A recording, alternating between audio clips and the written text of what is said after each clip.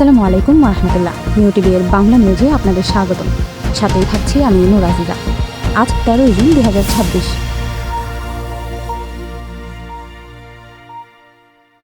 রোহিঙ্গা ক্যাম্পে ফিতনা ফাসাদ বন্ধ ও ঐক্যের আহ্বান আরএসও তনজিমের। বাংলাদেশ সরকারের আইন মেনে চলার তাগিদ। রোহিঙ্গা ক্যাম্পগুলোতে চলমান অভ্যন্তরীণ কুন্দল, মারামারি ও ফিতনা ফাসাদ দ্রুত বন্ধ করে সব পক্ষকে ঐক্যবদ্ধ হওয়ার আহ্বান জানিয়েছে Arakan Rohingya solidarity organisation RSO.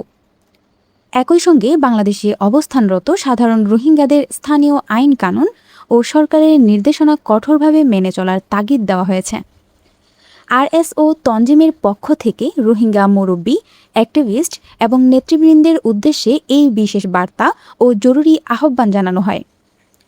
Commander in chief master আইয়ুবের পক্ষ থেকে জানানো হয়েছে, ক্যাম্পে এখন যে ধরনের সহিংসতা ও ভাইয়ে ভাইয়ে সংঘাত চলছে তা দ্রুততম সময়ের মধ্যে বন্ধ করতে হবে। সব পক্ষকে এক টেবিলে বসে আলোচনার মাধ্যমে অতীতের ভুল ত্রুটি ক্ষমা করে দিয়ে একতাবদ্ধ হওয়ার অনুরোধ জানানো হয়েছে। বার্তায় উল্লেখ করা হয়, 1942 সাল থেকে শুরু করে রোহিঙ্গাদের উপর যে দীর্ঘ নির্যাতন ও নিপীড়ন চলে আসছে তার বিরুদ্ধে নিজেদের হক ও অধিকার ফিরিয়ে আনার জন্য অভ্যন্তরীণ কুন্দল কোনো সমাধান নয়।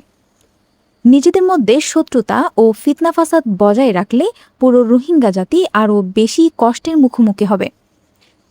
বাংলাদেশ সরকারের আইন মানার নির্দেশনা সংগঠনটির পক্ষ থেকে স্পষ্ট ভাষায় বলা হয়েছে, রোহিঙ্গারা বর্তমানে বাংলাদেশে আশ্রয় নিয়ে আছেন। তাই এ দেশের আইন কানুন, নিয়ম নীতি এবং বাংলাদেশ সরকারের সকল প্রকার নির্দেশনা অত্যন্ত শ্রদ্ধার সাথে মেনে চলতে হবে। সরকারের কোনো সিদ্ধান্তের বিরুদ্ধে বা মুখোমুখি অবস্থানে না গিয়ে সম্পূর্ণ নিয়মতান্ত্রিক ও শান্তিপূর্ণ উপায়ে নিজেদের অধিকারের বিষয়ে চিন্তাভাবনা করার পরামর্শ দেওয়া হয়েছে। মূল লক্ষ্য নিজ দেশে প্রত্যাবাসন।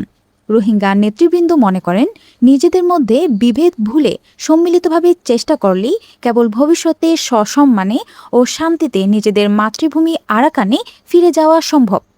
তাই ফিতনা ফাসাদ থেকে দূরে থেকে দেশের ও ক্যাম্পের শান্তি শৃঙ্খলা বজায় রাখতে সর্বস্তরের রোহিঙ্গা জনগোষ্ঠীর প্রতি উদাত্ত আহ্বান জানানো হয়েছে।